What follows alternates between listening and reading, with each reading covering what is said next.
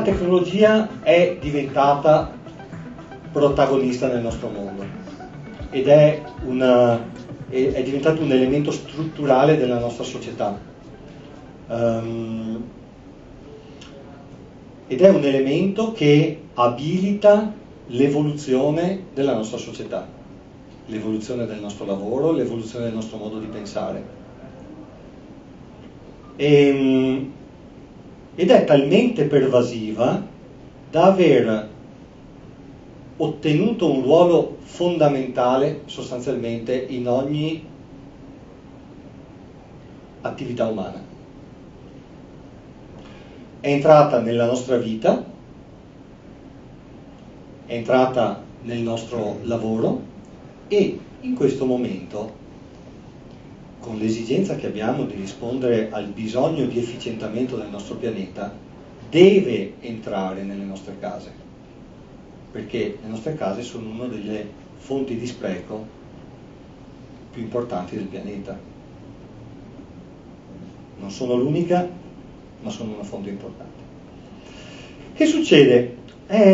Allora, dato che questa tecnologia è presente ovunque e che di fatto è un elemento positivo, cioè non abbiatene paura, ci sta permettendo di evolvere e di fare cose che erano assolutamente impensabili. Ma ovviamente per chi con la tecnologia deve avere a che fare da un punto di vista anche professionale, e nel vostro caso il vostro settore sta subendo una pressione normativa e una pressione di innovazione fortissima, e quindi vi trovate nella condizione di così vivere nel momento in cui questa tecnologia affonda in ambienti in cui prima non era così presente, e di viverne il momento di evoluzione.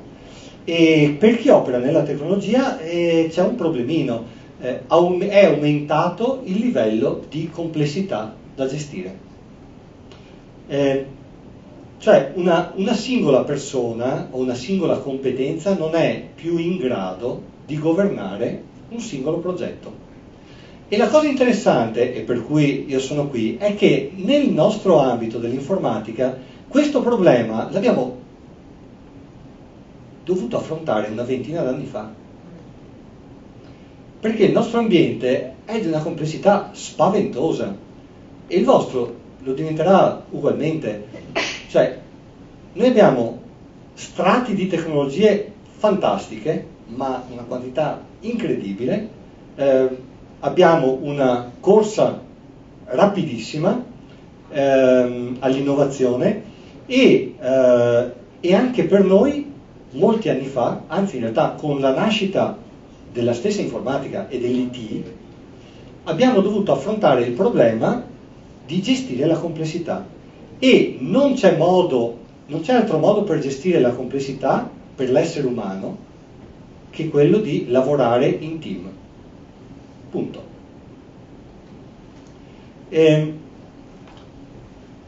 Il fatto è che quando inizi a lavorare in team entra in gioco un elemento decisamente destabilizzante, che è il fattore umano. Cioè far dialogare, mettere assieme le persone richiede un altro stack di conoscenze e di competenze, è una scienza. E nell'informatica ci siamo trovati a doverla affrontare questa cosa, e abbiamo costruito, è nato dall'informatica un approccio al modo di lavorare che viene chiamato Agile. È l'equivalente, se qualcuno ha sentito parlare di Lean Organization, è un modello, un approccio diciamo più legato al mondo industriale, e l'informatica è nato l'approccio agile. Ed è un approccio alle cose che, cioè, è un approccio che ci aiuta a sorpassare questi problemi del fattore umano, che sono gli egoismi le resistenze al cambiamento. La resistenza al cambiamento è una cosa veramente complicata, e l'incapacità di comunicare, che non è la non volontà, è semplicemente che non siamo abituati a comunicare per integrarci veramente con le altre persone. Allora, dicevamo, per chi opera nella tecnologia, uno, maggiore complessità, disastro, dobbiamo iniziare a organizzare le persone. Il problema tecnico diventa il 30%, il 70% sono le persone. Nuovo approccio al cliente. Dall'altra parte i nostri interlocutori, al di là della nostra difficoltà nel gestire l'evoluzione, dall'altra parte abbiamo degli interlocutori che non stanno fermi e si sono evoluti anche loro, e sono persone, non sono aziende, per loro è più facile evolversi. E quindi dialoghiamo con clienti più evoluti, e l'unico modo per ottenere valore di ritorno da questo nuovo modo di pensare e di essere è quello di, cioè noi otteniamo valore solo se generiamo valore per il cliente. Se io genero valore 100, 50 è per me, ma devo generare valore effettivo per il cliente, non fuffa. E per generare valore per il cliente devo mettere il cliente al centro del mio processo di produzione. Cioè, io mi devo chiedere di cosa ha bisogno, faccio una bella lista di esigenze, le ordino per grado di importanza per il cliente, non per me, e inizio a risolvergliele al meglio una per una. Allora sto generando valore per il cliente. E questa attività porta il business a evolversi. Ci spostiamo dalla fornitura del prodotto all'erogazione del servizio. Il mio deal non sta nel vendere il ferro, sta nella capacità di costruire la soluzione, sta nella progettualità, sta nella capacità di monitorare il buon funzionamento di ciò che ho installato, e sta nella mia capacità eventualmente di evolverlo a seconda di quello che è l'evoluzione della tecnologia e delle nuove possibilità che questa ci offre. Quindi centralità del cliente, spostamento del business verso i servizi. Questo è ciò che ci dà valore aggiunto. È chiaro che tutta questa tecnologia può essere governata dalle aziende utilizzando i giusti approcci e costruendo team, ma per il cliente è una persona singola. Il fruitore della tecnologia è una persona, e quindi nasce un'altra esigenza, che è quella di mediare la complessità enorme della tecnologia verso l'utilizzatore. Cioè nasce l'esigenza di mediare la complessità utilizzando interfacce semplici, interfacce utente semplici. Cioè permettendo all'utente di fare cose molto complesse in modo semplice. Beh, un grande esempio di questo ce l'abbiamo tutti in tasca. Prendi un'iconcina e viene eseguita qualche centinaio di migliaia di righe di codice, vengono effettuate connessioni dall'altra parte del pianeta, vengono analizzati i dati, una rete neurale si preoccupa di sapere qual è il tuo bisogno e ti restituisce una pubblicità su internet. Io ho premuto un'icona, e questa cosa deve accadere in tutto il fronte di interfaccia tra tecnologia ed essere umano. Per forza, perché il singolo non è in grado di governarla e non ne ha neanche bisogno, ha bisogno di cose evolute semplici. Nel nostro settore ormai sono molti anni che è nata proprio una figura professionale che si preoccupa solo di questo. Si chiama UX designer, che vuol dire colui che disegna l'esperienza dell'utente. Non sto parlando di iconette, sto parlando di uno che si preoccupa che l'utente debba fare 2 passi in più per arrivare a fare ciò che vuole, oppure che l'utente non trovi immediatamente in modo intuitivo ciò di cui ha bisogno quando ne ha bisogno. È un po' diverso, e lo UX designer per assurdo è diventato il fulcro attorno al quale ruota tutta l'attività di produzione del software. Perché? Perché al centro c'è l'utente. L'interfaccia tra il nostro mondo e l'utente è quello che disegna le interfacce per l'utente e tutto il resto viene dopo. E quindi nasce questa figura che si deve preoccupare di 3 cose per nulla semplici. Le interfacce devono essere semplici, devono essere piacevoli e devono essere fatte bene da un punto di vista costruttivo. Ecco, vorrei adesso ritornare un attimino ad un altro piano a vedere la risposta alla domanda fondamentale, che in questo caso non è 42 per chi ha visto la guida galattica pronto stoppisti. Se l'esigenza fondamentale del nostro pianeta è quello di ridurre gli sprechi, cioè efficientare,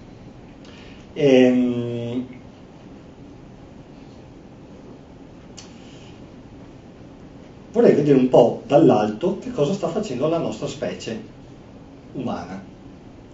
Cioè, in realtà la risposta a questa esigenza si è già avviata. Noi non saremmo qui se non ci fosse già una tensione verso la risoluzione del problema efficientamento. In realtà nel pianeta si è avviato un incredibile processo evolutivo che praticamente coinvolge l'intera razza umana. E questo processo porterà progressivamente ad efficientare il pianeta. Una parte dell'efficientamento vi riguarda pesantemente, le abitazioni sono importanti in questo. Un'altra parte dell'efficientamento, per esempio, è la riduzione degli sprechi nel mondo della mobilità. Il fatto che le auto a guida autonoma ridurranno almeno di metà il numero di veicoli per strada, perché non sarà più necessario comprarsi un'auto quando una corsa Uber costerà poco più del costo chilometrico della nostra auto di casa, perché non ci sarà l'autista, il profilo dei costi crolla. E quindi ci sono diversi settori in cui questo efficientamento, questo risparmio, un Airbnb utilizza spazi vuoti permettendo a persone di utilizzarli per dormire. C'è una stanza vuota? Efficientamento è metterci qualcuno a dormire. Uber, ho bisogno di spostarmi, non mi porto dietro una macchina, ne affitto una lì dove sto. Energia, devo cambiare il mondo, c'è tanta roba da fare. E l'evoluzione di queste gigantesche masse, di questi macrosistemi, viene attuata non tramite grandi riforme, ma viene attuata tramite milioni di microcambiamenti collocati nei centri nervosi di questi macrosistemi. E questi microcambiamenti comportano una microevoluzione, ma tutti assieme cambiano il mondo. E c'è un approccio organizzativo che si chiama Lean, che prevede, che utilizza spesso una parola che è Kaizen. È una parola giapponese composta da 2 termini. Uno indica il cambiamento, Kai, e Zen, migliore. Il cambiamento migliore. E in Italia, cioè diciamo nella nostra accezione, in realtà si traduce con miglioramento continuo. E quello che noi stiamo facendo quello che abbiamo fatto come specie è attivare un processo di miglioramento continuo del nostro pianeta, fatto sotto forma di microcambiamenti. Ogni microcambiamento, e un microcambiamento nel vostro settore che cos'è? Nasce una nuova tecnologia e qualcuno ci fa un impianto e lo colloca e lo mette in operatività. Questo è un microcambiamento. Cioè la nascita di una nuova tecnologia e l'implementazione della tecnologia nella vita reale è un microcambiamento che impatta nell'intero sistema. Questi microcambiamenti, nasce una tecnologia, viene implementata, sono iterazioni all'interno di un processo più ampio, ne servono tanti uno dietro l'altro, è un raffinamento successivo. Oggi nasce la tecnologia A, la implementiamo, capiamo come funziona e se funziona bene, la raffiniamo, oppure ne creiamo una B che funziona meglio, implementiamo la tecnologia B, ci installiamo 10.000 abitazioni, dopodiché scopriamo che si può migliorare e quindi la evolviamo ancora e andiamo avanti così, e questo deve succedere per sempre. Già succede da sempre, ma oggi siamo su un diverso livello di evoluzione. E in questa evoluzione per microcambiamenti, per iterazioni successive, diventa fondamentale una cosa che è quella della capacità, cioè è quella di ottenere il dato. Cioè, avete sentito parlare di Internet of Things, Internet delle cose, è un nuovo fronte tecnologico che sostanzialmente consiste nel collegare in rete milioni di oggetti. Cioè in pratica qualsiasi oggetto, dalla macchinetta del caffè che comunica all'installatore, al manutentore che ha finito le cialde, ai sensori di piovosità, ai sensori all'interno di una fabbrica, ai sensori all'interno di un'abitazione, ai sensori all'interno di un impianto di riscaldamento o di climatizzazione, ai sensori all'interno delle tubazioni di scarico, a sensori ovunque. E questa frontiera è fatta da due termini: Internet of Things, pezzi di ferro, cose collegate in rete. E questa tecnologia, questa frontiera ci dà la capacità di passare ad un livello di conoscenza del mondo che ci circonda che fino ad oggi l'umanità non ha mai avuto. Cioè, se io, per capirci, se installate un impianto e questo impianto ha bisogno di una connessione ad internet, e nei prossimi anni sarà sempre più diffusa questa cosa, anzi sarà un must, è perché probabilmente i dati di funzionamento vengono passati al produttore, che così è in grado di capire se quell'impianto, quando è collocato nel mondo reale e in esercizio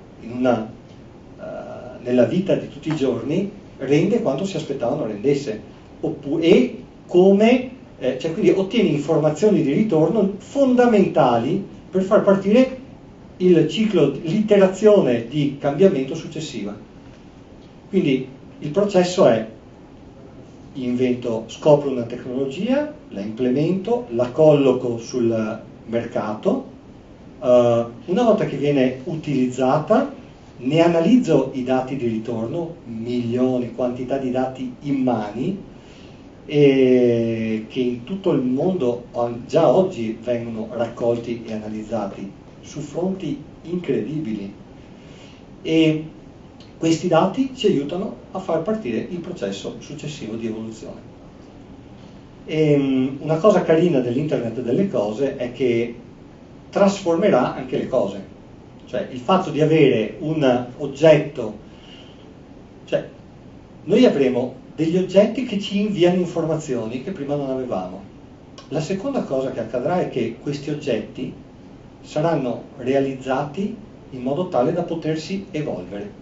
Vi faccio un esempio: io sono un felicissimo possessore da qualche giorno di una Tesla, ed è il primo esempio di oggetto che si evolve.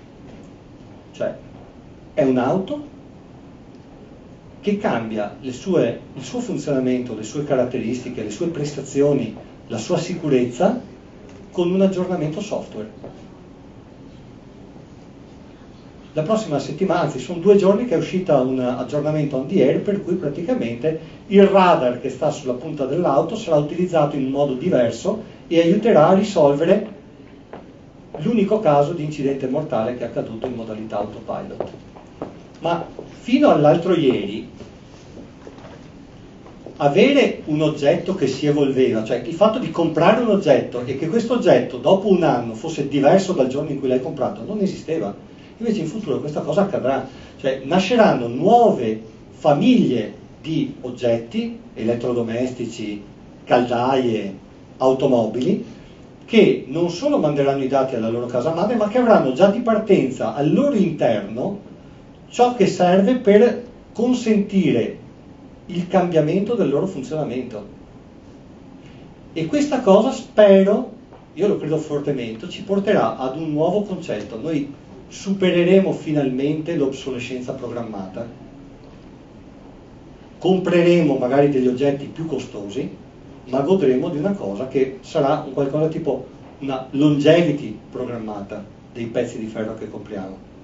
E questa cosa penso che sarà un altro elemento positivo per rispondere all'esigenza globale di efficientamento e di